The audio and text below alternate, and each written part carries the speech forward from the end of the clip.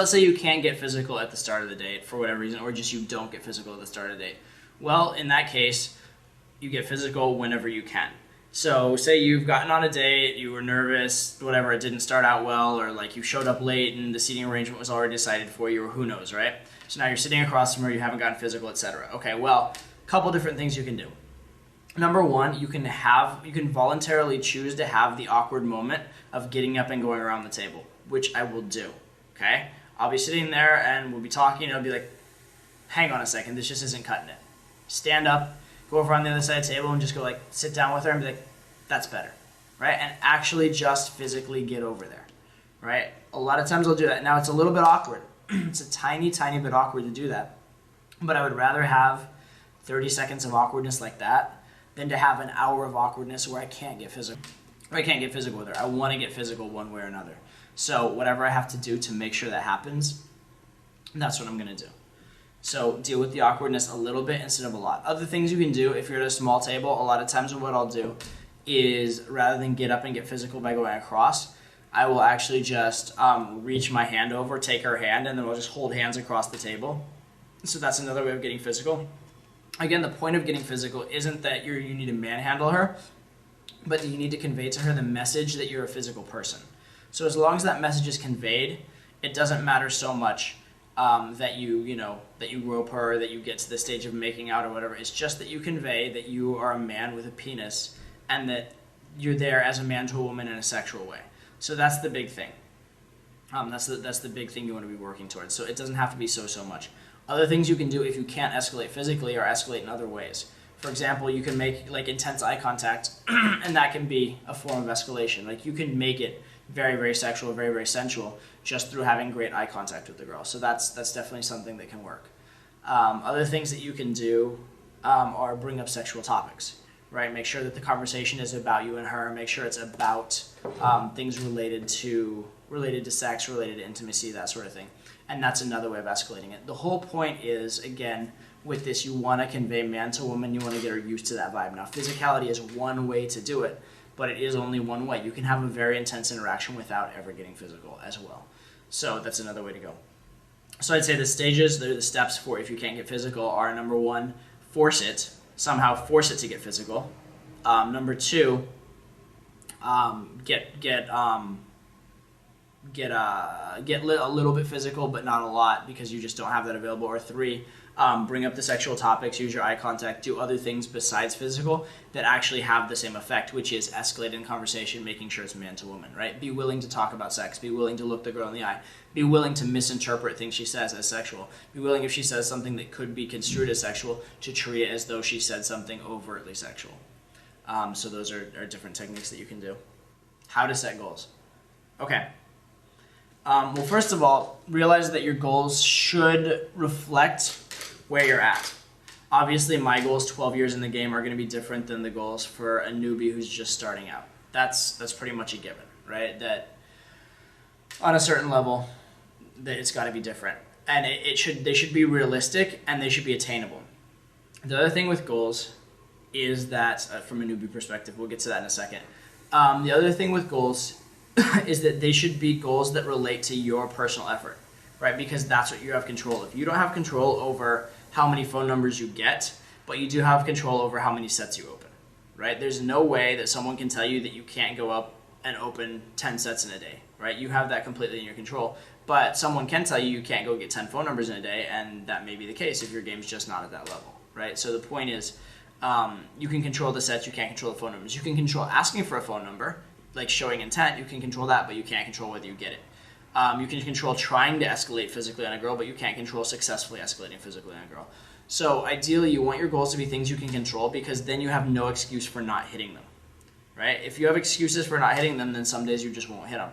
But if you have no excuse, then you will hit it if you're dedicated.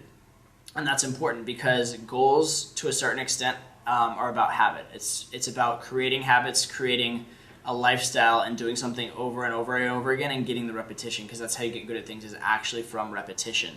So whatever you can do that allows you to have that repetition is going to be the proper technique and the proper way to go about it.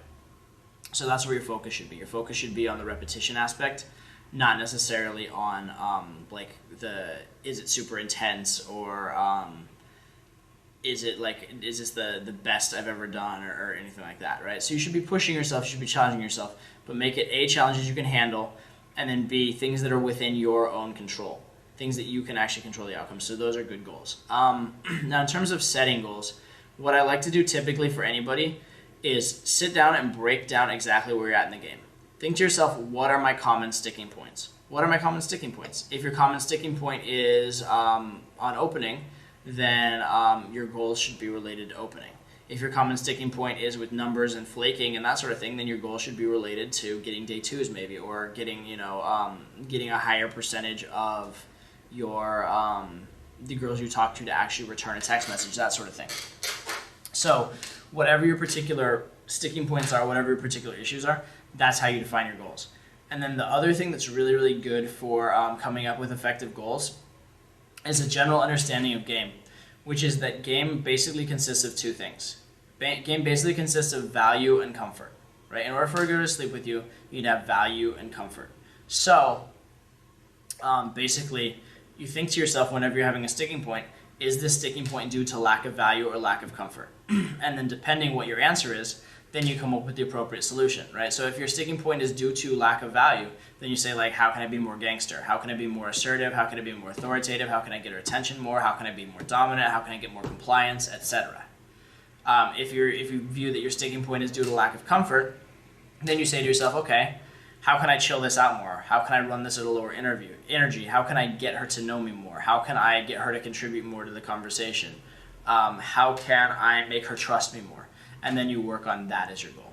So I think your goals should, again, come out of your sticking points and come out of where you're particularly having trouble. You should be consciously, there's a great book, by the way, called The Talent Code, which talks about this. It talks about how learning any skill set at a very advanced level is about actually looking for mistakes, actually trying to make mistakes as fast as possible and make them in a controlled, predictable way so that you can work through them. So that's what you're doing, is you're actually saying, like, well, what are my sticking points? How am I making this mistake? How can I bring this mistake up a lot of times?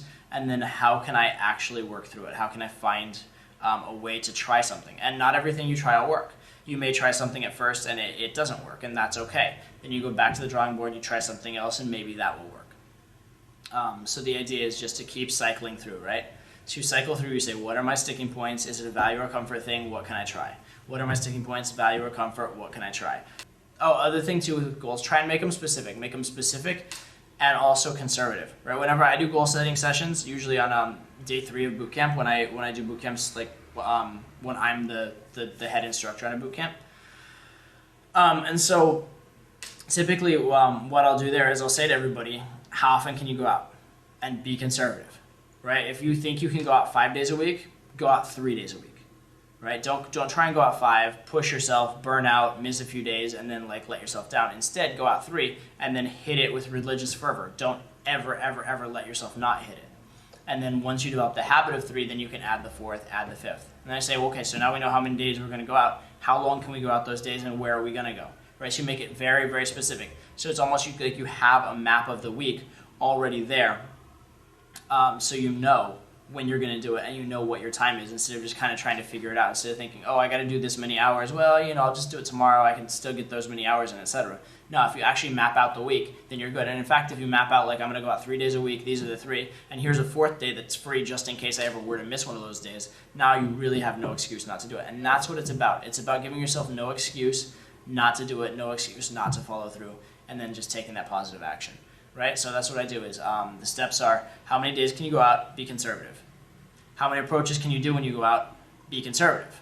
What counts as an approach? Be conservative. And what I mean by what counts as an approach is, say you're an advanced guy and you talk to girls all the time. If you go up and ask a girl for direction, you go like, how do you get to Canal Street Station or whatever, then that's not an approach for you. That doesn't count. You've been there, you've done that. It's not actually helping you. It's not pushing you forward. So that's not an approach. But if you go in and you show intent, you actually let the girl know you're there as a man to a woman, you actually hit on her a bit, you actually try and close, then that would count as an approach. So make sure that you're actually doing effective approaches, not just going through the motions. So those are the things. How often can I go out? How much can I do when I go out? And then how can I make it effective? So those would be the 3 things I always say in terms of goal setting. And then within the set itself, focus on your sticking points and focus on doing things to work on those sticking points.